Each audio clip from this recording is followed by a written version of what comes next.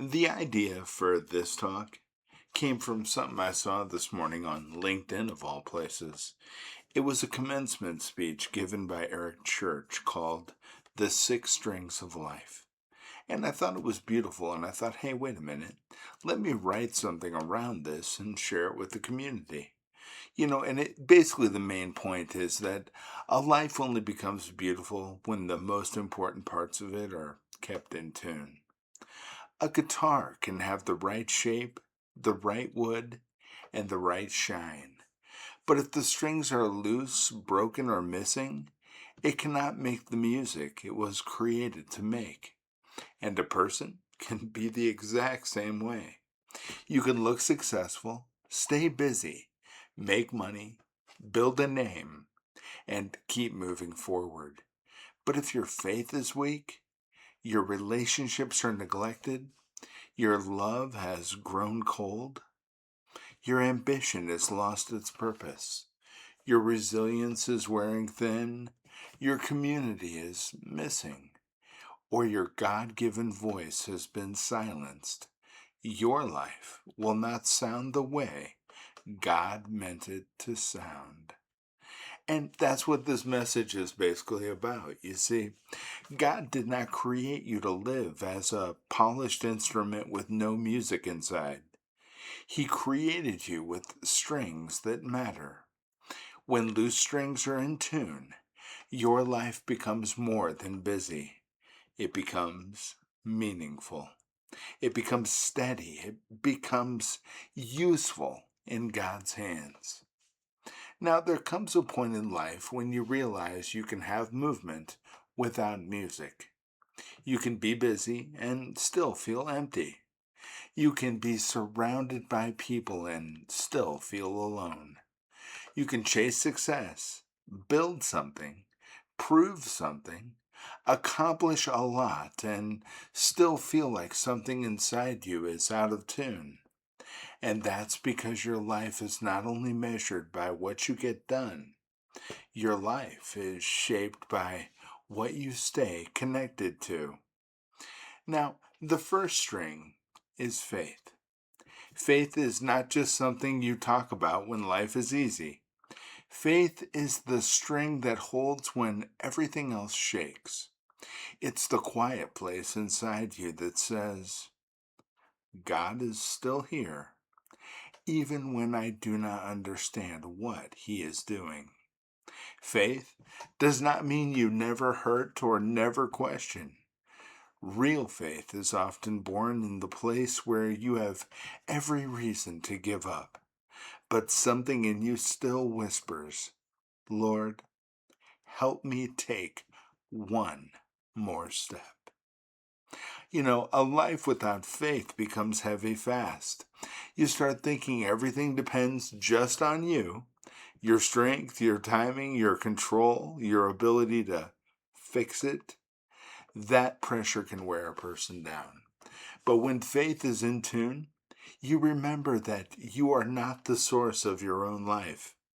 You are held by the one who saw you before the world ever knew your name. Now, the second string, one of my favorites, family.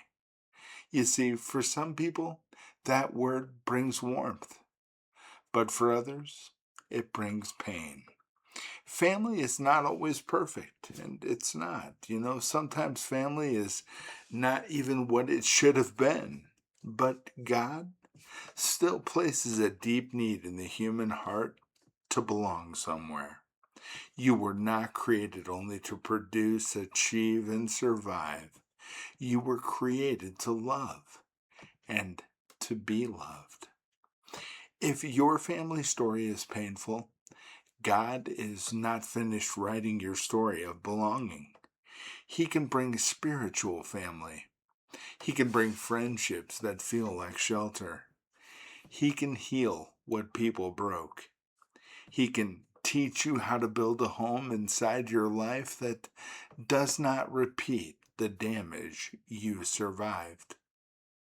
Now, the third string, well, it's love. Not shallow love. Not love that only works when everything feels easy. I mean the love that strengthens you, the love that sees you clearly and still stays, the love that does not make you smaller. It calls out the best in you without crushing what is tender. And some people spend their lives chasing applause and miss the person who truly cares. Some people keep trying to impress strangers while neglecting the ones who pray for them when no one is watching. That is a painful way to live. Love is one of God's great gifts because it reminds us that life is not meant to be lived as a solo performance. Even Adam, before sin entered the world, heard God say it was not good for man to be alone. Now, the fourth string is ambition. And some people think ambition is unspiritual, but that is not true. Selfish ambition can become dangerous, but God given ambition, well, that's different. It's the holy pull inside you that says, I was made to do something with what God gave me. It's the desire to grow, build, create, lead, and become faithful with all your gifts. Now, the problem comes when ambition loses its connection to God. Then it becomes restless and relentless. It becomes hungry in a way that never gets full. You achieve one thing and immediately feel behind again. But when ambition is surrendered to God, it becomes purpose. You stop needing every room to clap for you. You begin to understand that success is not just being seen. Success is being faithful. Now, the fifth string is resilience, and life will hit you. There will be disappointments you did not expect. There will be prayers that seem delayed. There will be people who misunderstand you. There will be seasons where you wonder how much more you can take. But resilience is not pretending that it does not hurt. Resilience is letting God meet you in the hurt without letting the hurt become your master. It is getting back up with tears still on your face. It's learning that one hard season does not get to define your whole life. It is discovering that God can use what tried to break you to build something deeper within you. Now, some of the strongest people are not loud. They are the people who keep trusting God after life gave them reasons not to. They still choose kindness after betrayal. They still choose prayer after silence. They still choose hope after loss. Now, if that is you, do not despise the strength God has been forming in secret. Heaven has seen every step you took when no one else knew how heavy it was. Now, the sixth string is your voice, and this may be the one the world tries hardest to touch.